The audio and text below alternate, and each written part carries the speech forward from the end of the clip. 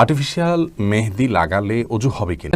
আমার রাত 2টায় স্বপ্নদোষ হলে কি সাথে সাথে গোসল করতে হবে নাকি সকালে উঠে ফরজ নামাজ পড়লেই হবে? আপনি যদি কোনো ছেলে নাভির নিচে প্যান্ট পরে কিন্তু তার জামা দ্বারায় ছতর ঢাকা থাকে, তাতে তার ছতর ঢাকা হবে কিনা? হুজুর, বিয়ের সময় কবুল না বললে কি বিয়ে হয় না? আমার এক আত্মীয় বললেন দাঁড়িয়ে গোসল করা যায় না, এটা কতটুকু শরিয়া সম্মত? কিছু লোক স্বর্ণ এবং রূপা পানিতে ভিজিয়ে বাসায় ছিটায় এ উদ্দেশ্যে যেন তাদের ঘর পবিত্র থাকে। এই আকীদাটা কি সঠিক? ফজরের সালাতের সময় হওয়ার 10-15 মিনিট আগে সুন্নত সালাত আদায় করা যাবে কিনা? নবজাতকের কপালের পাশে কালো কালির গোল টিপ দেয়া হয়, এটা কি জরুরি এবং ইসলামের বিধান কি? স্বামী এবং শাশুড়ি একই সময় ডাকলে কার ডাকে আগে সাড়া দেওয়া উচিত? ফরজ সালাতের পরে 21 বার বিসমিল্লাহির রহমানির রহিম পড়া কতটুকু হাদিস সম্মত? বিচির সালাতে দোয়া কোনো না পড়লে বা অন্য কোনো দোয়া পড়া যাবে কিনা? আমরা অনেক সময় গরুর গোশত, মুরগির গোশত কিনে খেয়ে থাকি, কিন্তু আমি তো জানি না যে জবাই করার সময় বিসমিল্লাহ আল্লাহু আকবার বলা আছে কিনা। প্রসাব করে টিস্যু করলে কি যথেষ্ট? ছেলেদের হাঁটুর উপর প্যান্ট বা লুঙ্গি উঠে গেলে কি অজু ভঙ্গ হবে? টিকটিকি ও মাকড়সা মারা কি গুনাহের কাজ? প্রতি মা যে পোশাকে সন্তান জন্ম দেন, ওই পোশাক ধুয়ে পরবর্তীতে নামাজ আদায় করলে কি নামাজ হবে? আমার মেজাজ সব সময় বিগড়ে থাকে, এটা থেকে পরিত্রাণের উপায় কি? নামাজের সময় কোন মহিলার হিজাব পরিহিতা অবস্থায় রুকু বা সিজদার সময় হাতের কাপড় সরে যায়, মাথার কাপড় দিক থেকে চুল বের হয়ে যায়, তাহলে নামাজ হবে কিনা? উলঙ্গ হয়ে অজু করলে কি অজু হবে? ইমরান এলাইস আপনি আইডি থেকে জানতে চেয়েছেন, আমার রাত 2টায় স্বপ্নদোষ হলে কি সাথে সাথে গোসল করতে হবে নাকি সকালে উঠে ফরজ নামাজ পড়লেই হবে? আপনি ফজরের আগে গোসল করলেই চলবে, সাথে সাথে উঠে করতে হবে এমন কোনো বাধ্যবাধকতা নেই। তবে সম্ভব হলে সাথে সাথে করে ফেলতে পারলে ভালো, কারণ অপবিত্র অবস্থায় বেশি সময় থাকা ভালো নয়। জুলফিকার খান তাসিন আপনি জানতে চেয়েছেন, যদি কোনো ছেলে নাভির নিচে প্যান্ট পরে কিন্তু তার জামা দ্বারায় ছতর ঢাকা থাকে, তাতে তার ছতর ঢাকা হবে কিনা? অবশ্যই হবে। আপনি ছতর ঢাকবেন, কি দিয়ে ঢাকবেন সেটা আপনার বিষয়। প্যান্ট দিয়ে ঢাকবেন না শার্ট দিয়ে ঢাকবেন সেটি আপনার বিষয়। শিশিরের ছোঁয়া এটি থেকে আপনি জানতে চেয়েছেন, হুজুর, বিয়ের সময় কবুল না বললে কি বিয়ে হয় না? কবুল না বললে যে কোনো ভাষায় আপনি প্রস্তাবটা যে গ্রহণ করেছেন এ কথা আপনি জানিয়ে দিলেই চলবে। আমি গ্রহণ করলাম, আমি মেনে নিলাম, আলহামদুলিল্লাহ, অথবা অন্য কোনো ভাষায় বললেন তাহলে হয়ে যাবে। কিন্তু প্রস্তাব দেওয়ার পর যাকে প্রস্তাব দেওয়া হলো, কথার কথা মেয়ে পক্ষ ছেলে পক্ষকে প্রস্তাব দিল, তাহলে ছেলে যদি কবুল না বলে অথবা কবুল বোঝা যায় এরকম কোনো কিছু না বলেন, সাক্ষীরা শুনতে না পান, তাহলে সেক্ষেত্রে বিয়ে হবে না। জুলিয়া নাসরিন জানতে চেয়েছেন, আমার এক আত্মীয় বললেন দাঁড়িয়ে গোসল করা যায় না, এটা কতটুকু শরিয়া সম্মত? না, এরকম কোনো কথা কোরআন হাদিসে বলা হয়নি যে দাঁড়িয়ে গোসল করা যাবে না। এমনি ইয়াসিন হাবিব জানতে চেয়েছেন, কিছু লোক স্বর্ণ এবং রূপা পানিতে ভিজিয়ে বাসায় ছিটায় এ উদ্দেশ্যে যেন তাদের ঘর পবিত্র থাকে। এই আকীদাটা কি সঠিক? উত্তর হলো মোটেও সঠিক নয়, এটি ভুল এবং ভ্রান্ত একটি বিশ্বাস। অর্থাৎ স্বর্ণ এবং রূপা পানিতে ভিজিয়ে বাসায় ছেটালে আপনার সেখানে পবিত্র হবে, এটা শিরকি আকীদা। কারণ বাসাকে পবিত্র রাখার জন্য, অনিষ্ট থেকে মুক্ত করার জন্য স্বর্ণ এবং রূপার পানির কোনো পাওয়ার নেই। অতএব এই পদ্ধতির আশ্রয় নেওয়া এটা ঈমানের সঙ্গে সাংঘর্ষিক একটি কাজ। হুমায়রা জাহান জানতে চেয়েছেন, ফজরের সালাতের সময় হওয়ার 10-15 মিনিট আগে সুন্নত সালাত আদায় করা যাবে কিনা? সালাতের ওয়াক্ত হওয়ার আগে করা যাবে না, ওয়াক্ত হতে হবে তারপরে সুন্নত পড়তে হবে। কারণ আল্লাহ রাব্বুল আলামিন আমাদের জন্য সালাতকে ওয়াক্ত মতো পড়াকে আবশ্যক করেছেন। আল্লাহ ইরশাদ করেছেন, ইন্নাস সালাতা কানাত আলাল মুমিনিনা কিতাবাম মাওকুতা, অর্থাৎ নিশ্চয়ই সালাত ঈমানদারদের জন্য নির্দিষ্ট সময়ে পড়া এটা বাধ্যতামূলক করা হয়েছে। যার কারণে সুন্নাহ, ফজরের সুন্নাহটা যদি ফজরের সুন্নাতে ফজরই যদি না হয় তাহলে সুন্নাহটা কীভাবে পড়বেন? এই জন্য ফজরের ওয়াক্ত শুরু হবে, তারপর আপনি সুন্নাহ পড়তে পারবেন। তবে ফরজ নামাজের 10-15-20 মিনিট বা আধা ঘন্টা আগেও সুন্নাহ পড়ে ফেলতে পারেন। অর্থাৎ আজানের সাথে সাথে বা ওয়াক্ত হওয়ার সাথে সাথে সুন্নাহ পড়ে ফেললেন, পরবর্তীতে ফরজ পড়লেন মসজিদে গিয়ে, তাতে কোনো অসুবিধা নেই। মিজানুর রহমান আশিক জানতে চেয়েছেন, নবজাতকের কপালের পাশে কালির গোল টিপ দেয়া হয়, এটা কি জরুরি এবং ইসলামের বিধান কি? এ সম্পর্কে আমাদের একটা ভিডিও আছে, আপনি দেখে নেবেন মেহরবানি করে। সেখানে আমরা বিস্তারিত বলেছি নবজাতকের কপালে কালো টিপ দেওয়া যদি এই জন্য হয় যে এটা দিলে আর তাকে কোনো ক্ষতি স্পর্শ করবে না, তাহলে এটা শিরকে আসগার হবে, এটি পরিত্যাজ্য, এরকম কালো টিপ দেওয়া যাবে না। আর যদি সৌন্দর্যের জন্য কেউ দেয় যে ফুটফুটে ছেলে কপালে সাদা সুন্দরের মধ্যে একটা কালো টিপ থাকলে দেখতে সুন্দর হবে, তাহলে সেটি দেওয়া যেতে পারে, কোনো অসুবিধা নেই। ফারজানা ইয়াসমিন আপনি জানতে চেয়েছেন, স্বামী এবং শাশুড়ি একই সময় ডাকলে কার ডাকে আগে সাড়া দেওয়া উচিত? ওয়াজিব। অবশ্যই স্বামীর ডাকে সাড়া দেওয়া আপনার জন্য ওয়াজিব। সাইদ হাসান কানন আপনি জানতে চেয়েছেন ফরজ সালাতের পরে 21 বার বিসমিল্লাহির রহমানির রহিম পড়া কতটুকু হাদিস সম্মত? বিতির সালাতে দোয়া কুনুত না পড়লে বা অন্য কোনো দোয়া পড়া যাবে কিনা? ফরজ সালাতের পর 21 বার বিসমিল্লাহির রহমান পড়ার কোনো নির্দেশনা কোন হাদিসের কোথাও আমাদেরকে দেওয়া হয়নি। ফরজ সালাতের পরে রাসূল করিম সাল্লাল্লাহু আলাইহি ওয়াসাল্লামের অনেকগুলো দোয়া এবং জিকির আমরা কোন হাদিস থেকে জানতে পারি, সেগুলো আমরা আমল করব। আমাদের আসুন্নাহ ফাউন্ডেশন থেকে ছোট একটি কার্ড আকারে সেটা করা হয়েছে, সেগুলো আপনারা সংগ্রহ করতে পারেন। আমাদের ওয়েবসাইটে গিয়ে সেটার পিডিএফ লিঙ্ক আপনি নামিয়ে নিতে পারেন, সেখান থেকে আপনি পড়তে পারেন। তবে আউযুবিল্লাহ বিসমিল্লাহির রহমানির রহিম 21 বার পড়ার কথা হাদিসের কোথাও নির্দেশ দেওয়া হয়নি। আর রাসূল করিম সাল্লাল্লাহু আলাইহি ওয়াসাল্লাম বলেছেন, মান আহদাসা ফি আমরিনা হাযা মা লাইসা মিনহু ফাহুয়া রাদ। যে ব্যক্তি আমাদের দ্বীনের ভিতরে দ্বীনি কাজের মধ্যে যে ব্যক্তি নতুন কিছু করবে সেটা প্রত্যাখ্যানযোগ্য।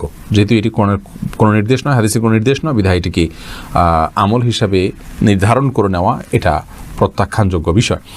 আর বিতির সালাতে দোয়া কুনুত না পড়লে অন্য কোনো দোয়া পড়া যাবে কিনা? দোয়া কুনুত বলতে নির্দিষ্ট দোয়া না পড়লে অন্য কোনো দোয়া পড়লেও চলবে, কিন্তু হাদিস বর্ণিত দোয়া কুনুতগুলোই আমাদের পড়া উচিত এবং প্রয়োজনে মুখস্থ হওয়া পর্যন্ত অন্যটা করতে পারবেন। এমনি শরীফ হোসেন জানতে চেয়েছেন, আমরা অনেক সময় গরুর গোশত, মুরগির গোশত কিনে খেয়ে থাকি, কিন্তু আমি তো জানি না যে জবাই করার সময় বিসমিল্লাহ আল্লাহু আকবার বলা আছে কিনা। দেখুন, মুসলিম এলাকাতে, মুসলিম অধ্যুষিত এলাকাতে বিসমিল্লাহ বলে জবাই করা হয়, এটাই স্বাভাবিক। বিধায় এটা নিয়ে আপনি ওয়াসওয়াসায় বা সংশয়ে ভোগার কোনো কারণ নেই। আর যদি এমন কোনো জায়গায় আপনি বসবাস করেন যেখানে সন্দেহ আছে, তাহলে সেখানে আপনি নিশ্চিত না হয়ে খাবেন না, কিনবেন না। আয়ান আহমেদ রহিম আপনি জানতে চেয়েছেন, প্রসাব করে টিস্যু করলে কি যথেষ্ট? পেশাব করলে টিস্যু করলে যদি আপনার তার মাধ্যমে পেশাবের ধারা বন্ধ হয়ে যায়, মুছে নিতে পারেন, শুষে নেয়, অসুবিধা নেই, যথেষ্ট হবে। কিন্তু পরবর্তীতে পানি ব্যবহার করাটা বিশুদ্ধ হাদিস দ্বারা প্রমাণিত, অর্থাৎ দুইটা করাই হাদিস দ্বারা উত্তম এবং প্রমাণিত। সুলতানা জানতেছেন, ছেলেদের হাঁটুর উপর প্যান্ট বা লুঙ্গি উঠে গেলে কি ওযু ভঙ্গ হবে? হাঁটুর উপরে প্যান্ট বা লুঙ্গি উঠে গেলে, যদি একাকী থাকে অথবা লোকজন থাকে, যে অবস্থায় হোক না কোনো, কাপড় উঠে গেলে ওযু কখনো ভঙ্গ হবে না। শিবলি নোমা জানতেছেন, টিকটিকি ও মাকড়সা মারা কি গুনাহের কাজ? টিকটিকি এইটা মারা সওয়াবের কাজ বলে বিভিন্ন হাদিস থেকে জানা যায়। সেটা কি আসলে আমাদের দেশে যে টিকটিকি রয়েছে এটা, না ভিন্ন কোনো টিকটিকির কাছাকাছি প্রজাতির অন্য কোনো আপনার বিষয় বস্তু, সেটা নিয়ে মতপার্থক্য আছে স্কলারদের মধ্যে। বিশুদ্ধ মত অনুযায়ী আমাদের দেশের প্রচলিত যে টিকটিকি আমরা দেখতে পাচ্ছি, এটি সেটি নয়, কিন্তু এই টিকটিকের মতোই এটাকে হত্যা করার নির্দেশ ইসলামে রয়েছে এবং এর বিশেষ কিছু কারণ রয়েছে। এবং এটি আমাদের বাসা বাড়িতে বিশেষ করে বিচরণ করলে সেটি আমাদের জন্য ক্ষতিকর হয়। টিকটিকের কথা আমি বলছি বিশেষ করে, এটি কোনো খাবার ইত্যাদিতে মুখ দিলে সেটি আমাদের ক্ষতির কারণ হতে পারে। আর মাকড়সা, এটা মারা গুনাহের কাজ। মাকড়সা বিনা কারণে মারবো না, যেটি আমাদের কোনো ক্ষতি করছে না, পারবেন। জান্নাতুল ফেরদাউস আপনি জানতে চেয়েছেন, প্রসূতি মা যে পোশাকে সন্তান জন্ম দেন, ওই পোশাক ধুয়ে পরবর্তীতে নামাজ আদায় করলে কি নামাজ হবে? হ্যাঁ বোন, অবশ্যই নামাজ আদায় হয়ে যাবে। কারণ যে কোনো পোশাকে অপবিত্রতা লাগলে সেটা চিরকালের জন্য অপবিত্র হয়ে যায় না। সেটাকে আমরা যদি যথাযথ নিয়ম অনুযায়ী পরিচ্ছন্ন করে ফেলি, পবিত্র করে ফেলি, তাহলে ইনশাআল্লাহ সেটাকে আবার ব্যবহার করতে পারবো।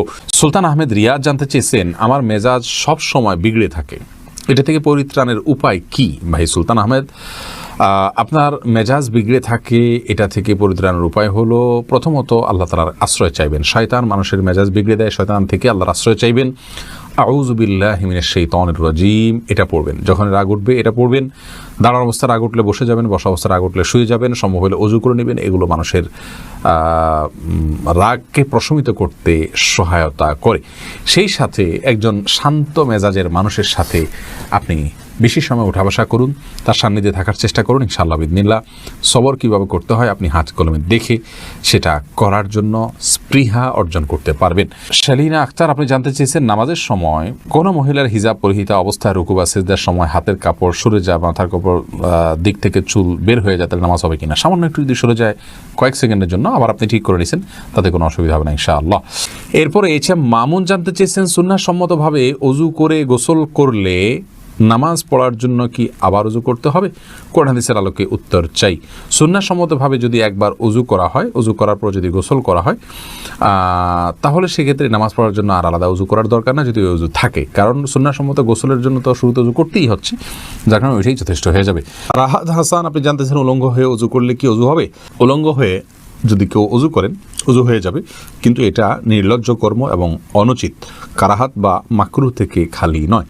এই বিষয়ে আমাদের একটি উত্তর এর আগে আমরা করেছি। সেই উত্তর আমরা বলেছি যে আর্টিফিশিয়াল মেহেদিতে ব্যবহার করার পর যদি আমাদের ত্বকের উপর আলাদা কোনো স্তর পড়ে যায় যেটি পরবর্তীতে খসে খসে পড়ে, তাহলে সেই ক্ষেত্রে সেই রকম মেহেদি ব্যবহার করলে অজু হবে না।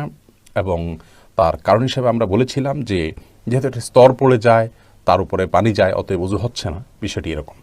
কিন্তু এ বিষয়ে আমরা বিভিন্ন ভাইদের সহযোগিতায় আরও গভীরভাবে পর্যালোচনা করার সুযোগ পেয়েছি এবং তার মাধ্যমে আমরা জানতে পেরেছি যে আমাদের আগের দেয়া উত্তরটি সঠিক ছিল না, যার কারণে আমাদের আগের দেয়া উত্তরটি আমরা প্রত্যাহার করে নিচ্ছি এবং নতুন করে আমরা বলছি যে আর্টিফিশিয়াল মেহেদি ব্যবহার করলে ইনশাআল্লাহ ওযু হবে। আর্টিফিশিয়াল মেহেদি ব্যবহার করার পর আমাদের যে ত্বকের উপর থেকে খসে খসে পড়তে দেখি আমরা, এটা আসলে মেহেদি নয়।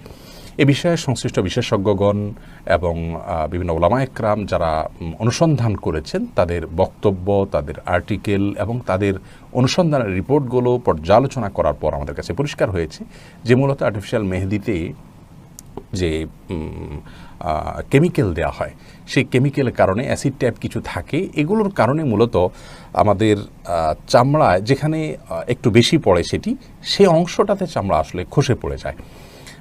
এখানে ওই চামড়ার উপরের যে চামড়া খসে পড়ে বলতে চামড়ার যে উপরে আপনার সূক্ষ্ম স্তর বা লেয়ার আছে সেটা খসে পড়ে। এখানে খসে খসে পড়া এটা যে মেহেদির আবরণ বা মেহেদিটাই খসে পড়া বিষয়টি সেরকম না। মেহেদিটা কালার হয়ে আমাদের শরীরের সাথে মিশে যায়, আর খসে পড়া বিষয়টা হলো আমাদের চামড়ার উপরের সেই সূক্ষ্ম লেয়ারটা। অতএব আমরা আগে যেটি মনে করেছি সে ধারণাটা আমাদের ভুল ছিল, বিধে আমরা প্রত্যাহার করেছি সেটিকে এবং আর্টিফিশিয়াল মেহেদি ব্যবহার করলে ওযু হবে ইনশাআল্লাহ বিইذনিল্লাহ, যদি তার মাধ্যমে উপরে আলাদা কোনো প্রলেপ বা স্তর পড়ে যাওয়াটা প্রমাণিত না হয়। এটা বিভিন্ন ভাবে পরীক্ষা করা যেতে পারে। ধরুন একটা কাগজে আপনি লাগালেন, লাগানোর পরে সেখানে আলাদা কোনো স্তর হচ্ছে কিনা আপনি দেখলেন, নাকি শুধুমাত্র কাগজের এপিটোপিট কালার হয়ে যাচ্ছে, বিভিন্নভাবে এটাকে পরখ করা যেতে পারে। অথবা আমরা পরখ করার চেষ্টা করব।